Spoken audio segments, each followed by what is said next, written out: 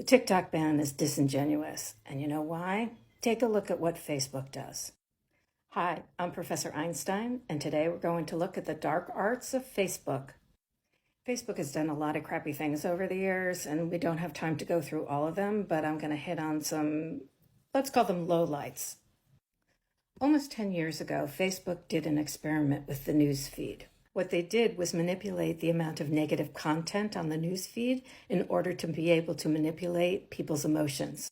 And what they found was the more negative content they put on the feed, the more negative the content that was posted. Look, the fact of the matter is if you're online, you're part of a 24/7 marketing research project. Companies are scooping up your data and they're using it in order to be able to get you to buy products. That's not great, and we'll talk about that another time. But what Facebook was doing was what's known as emotional contagion. And what happens with emotional contagion is as people start to see other people act a certain way, the contagion takes off and they start to act similarly. Of course, you all probably remember the Cambridge Analytica scandal. Cambridge Analytica is a company that used data that it got through Facebook in order to be able to manipulate the 2016 election. Here is a promotional video that is no longer available online. Cambridge Analytica. Communication is fundamentally changing. But if you're going to spend $1 billion, you want to be really ruthless about making sure that you're focusing on the right people. And daily, we're updating our modeling with this data to show an accurate picture of where the electorate stands that day. Today in the United States, we have somewhere close to 4,000 or 5,000 data points on every individual. After we re-rated our polling, it allowed us to see that a lot of these Midwestern Rust Belt states were 1 to 3 points closer than what most people thought. That is why this little-known company has become such a powerful tool in politics. You did something that a lot of people who get paid a lot of money to do were not able to see and do, which is you got this right. Met Donald Trump yet? He should be kissing you today.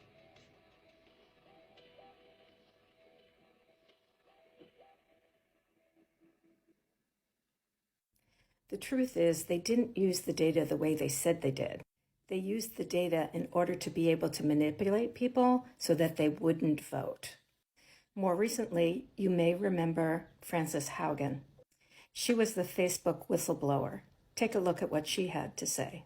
There were conflicts of interest between what was good for the public and what was good for Facebook.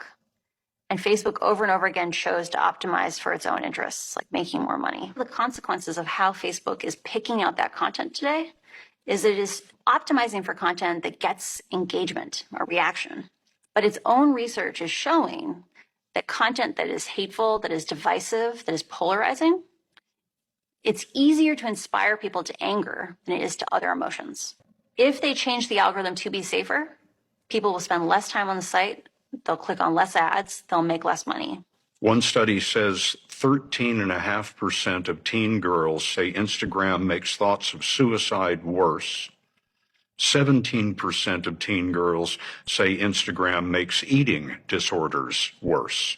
And what's super tragic is Facebook's own research says, as these young women begin to consume this eating disorder content, they get more and more depressed, and it actually makes them use the app more.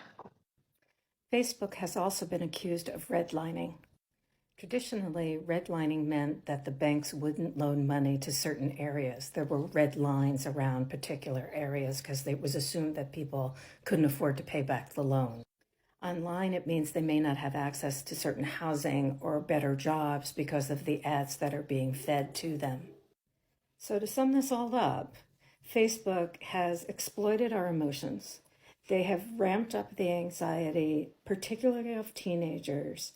They have discriminated against people, and they have manipulated a presidential election. But they're worried about TikTok.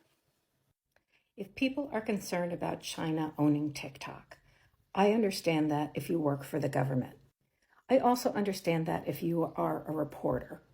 It's probably why someone like Kara Swisher says she will only use a burner phone when she uses TikTok. And I get it, she's a reporter, makes sense. But for the vast majority of people who use TikTok, it's really no different than going onto any other social media app. And what I always like to say, there's 3 things that people don't want other people to know about when it comes to privacy.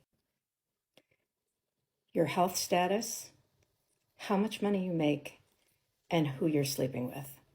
And if you don't want anyone to know those things, just don't talk about them.